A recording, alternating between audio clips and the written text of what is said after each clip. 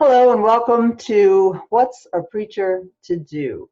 Sponsored by the Perkins Center for Preaching Excellence at SMU. I'm Alyce McKenzie. I'm the Lehman Professor of Preaching and Worship at Perkins, and I also direct the Perkins Center for Preaching Excellence at SMU.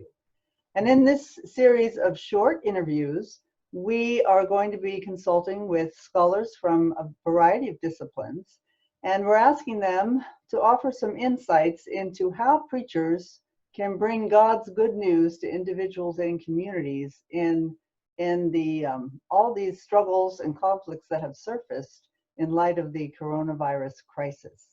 Today I'm talking with Dr. Charles Wood, who is the Lehman Professor of Christian Doctrine Emeritus at Perkins School of Theology. Dr. Wood's area of expertise is in his teaching and writing are on a Christian understanding of God and God's work in the world.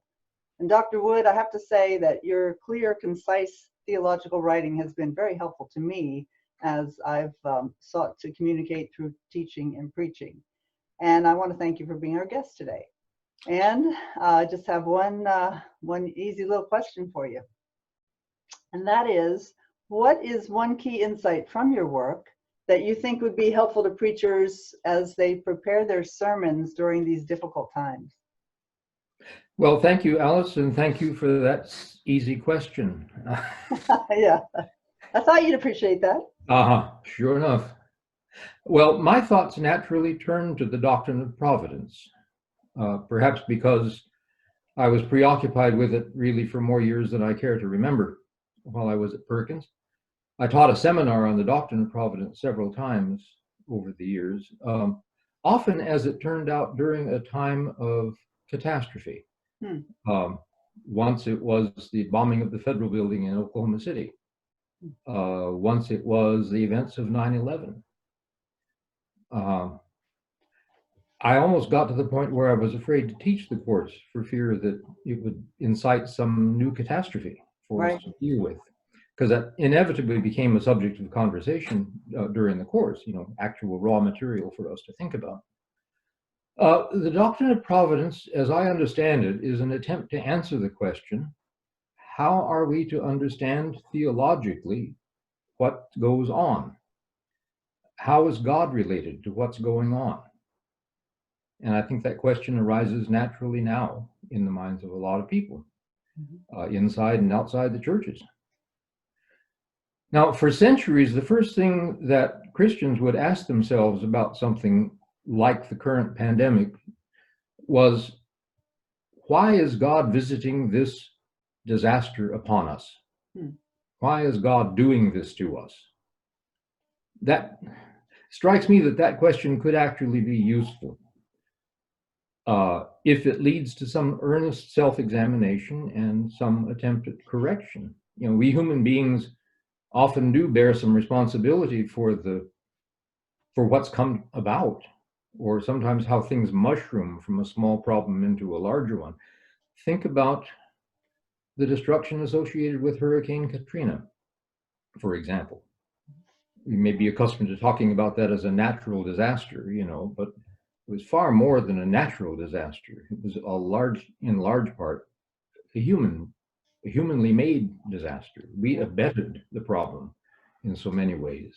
So the question, what is our responsibility might not be a bad one to think about. However, the question, why is God doing this to us, seems to lead often instead either to unwarranted self-blame or to a search for someone else to blame. The Jews have been a good target in a lot of Christian history with the doctrine of providence. Gay people, foreigners, the other, one way or another, the others. A further problem with the question, of course, it's already occurred to you, no doubt, is the implication that nothing happens that God does not intend. Right. That's the assumption under this, right? Right. The idea that God provides everything that happens to us, a kind of literal reading of the notion of providence that way. That problematic approach to things certainly remains with us it does more than linger. It crops up whenever something befalls us personally or on a global scale. Pastors and preachers deal with this all the time. The insight that emerges from my work on the doctrine and that of others in recent theology is simply this. What happens if instead of saying God provides everything that happens, how about instead we say God is providing in everything that happens? In every situation, God is providing. Then our task is to discern where and how that providing is occurring and do what we can to get on board with it, do what we can to respond to it constructively.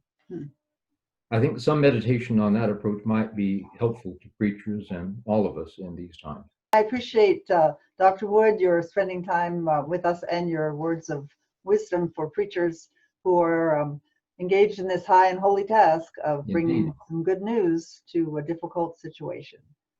So thank you. Thank you. And preachers, be on the lookout for the next installment of What's a Preacher to Do?